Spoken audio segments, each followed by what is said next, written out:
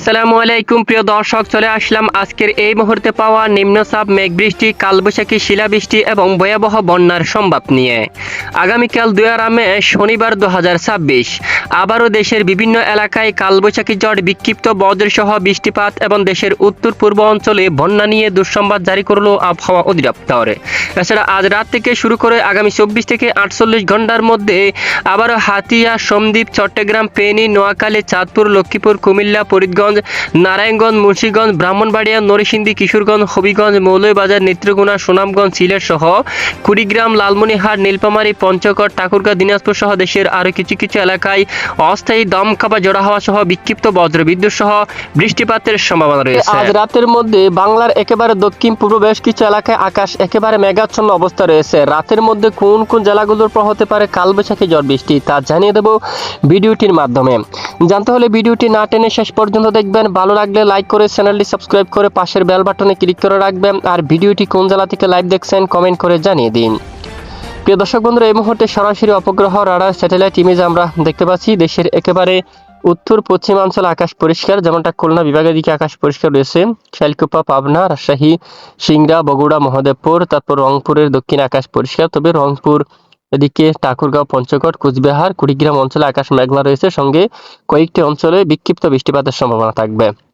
এছাড়া ময়মনসিংহ বিভাগের অর্ধেক এলাকায় আকাশ পরিষ্কার এবং পূর্ব দিকের জেলাগুলোর উপর আকাশ হালকা মেঘলা রয়েছে। সিলেটের অধিকাংশ এলাকায় আকাশ মেঘলা, ঢাকা, কুমিল্লা, বরিশাল, চট্টগ্রাম বিভাগের উপর আকাশ কিছুটা মেঘাচ্ছন্ন অবস্থা রয়েছে এবং বৃষ্টিপাতের সম্ভাবনা আছে কিনা আজ রাতে দেশের দুয়েক অঞ্চলে বিক্ষিপ্ত বজ্রসহ বৃষ্টিপাত হওয়ার সম্ভাবনা রয়েছে। এছাড়া আগামীকাল শনিবার 26 এপ্রিলের আপডেটটা যদি আমরা একটু দেখি, দেশের বেশিরভাগ এলাকায় আকাশ আংশিক মেঘলা সহ প্রায় পরিষ্কার থাকার সম্ভাবনা রয়েছে, তবে দেশের দুয়েক স্থানে অস্থায়ী দমকা জোড়া হাওয়া সহ বিক্ষিপ্ত বজ্রসহ বৃষ্টিপাতের সম্ভাবনা রয়েছে।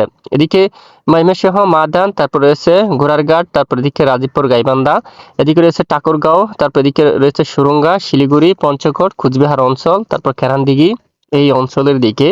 তারপর এখানে দেশের একেবারে দক্ষিণ অঞ্চলে যদি আমরা একটু দেখি, কক্সবাজার, তারপর চট্টগ্রাম বিভাগের কিছু কিছু এলাকায় বিক্ষিপ্ত বজ্রবাহী মেঘ তৈরি হয়ে আংশিক বৃষ্টিপাতের সম্ভাবনা থাকবে এবং বৃষ্টির পরিবেশ থাকতে পারে। এবং শনিবার রাত থেকে শুরু করে রবিবার 3 তারিখের মধ্যে আবহাওয়ায় আবারও দেখা যাচ্ছে কালবৈশাখী ঝড় বৃষ্টিপাতের প্রবল সম্ভাবনা দেখা যাচ্ছে। তখন পশ্চিমবঙ্গের কলকাতা সহ শিবনগর, সাতক্ষীরা, খুলনা, যশোর, এদিকে লোহাগাড়া, তারপর এদিকে বিশেষ করে মংলা, তারপর এদিকে রয়েছে শ্রীকান্তাপুর, তারপর শিবনগর, এদিকে সাতক্ষীরা, জিয়ানগর, বাগেরহাট, কাউখালী, মির্জাগঞ্জ, তারপর এদিকে মঠবাড়িয়া, পথরঘাটা, কলাপাড়া, জালকাঠি, পটুয়াখালী, ভোলা এবং নোয়াখালী, তারপর রয়েছে লালমোহন, চরপেশম এখানে, তারপর রয়েছে সাতপুর, তারপর এখানে এখানে রয়েছে রায়পুর এবং এদিকে চৌমুহনী, লাকসাম, সন্দ্বীপ, হাতিয়া এই অঞ্চলে চট্টগ্রাম বিভাগের দেখুন বিশেষ করে উত্তর পশ্চিমাঞ্চলে বজ্রসহ প্রচণ্ড আকারে বৃষ্টিপাতের সম্ভাবনা দেখা যাচ্ছে।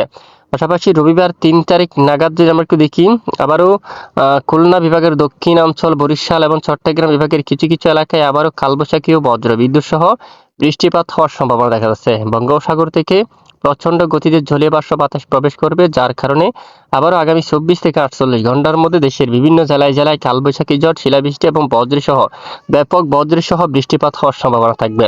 এবং এদিকে মঠবাড়িয়া অঞ্চলে, তারপর জিয়ানগর, বাগেরহাট, মংলা, শ্রীকান্তাপুর, সাতক্ষীরা এই অঞ্চলে, খুলনা, অভয়নগর, যশোর, নড়াইল সহ এখানে কটচাঁদপুর, মাগুরা, বালিয়াকান্দি, ফরিদপুর, দোহার এই অঞ্চলে আবারও শক্তিশালী ঝড়, কালবৈশাখী এবং ব্যাপক বজ্রসহ বৃষ্টিপাতের সম্ভাবনা থাকবে। কাপাসিয়া, ঢাকা, আগরতলা এলাকায় এই অঞ্চলীয় এবং পশ্চিমবঙ্গের একাধিক এলাকায় তীব্র বজ্রসহ বৃষ্টিপাত হওয়ার সম্ভাবনা থাকবে। দেখুন, তো এ হচ্ছে মূলত আজকের আবহাওয়ার আপডেট। এটুকুন আমাদের সাথে থাকার জন্য ধন্যবাদ।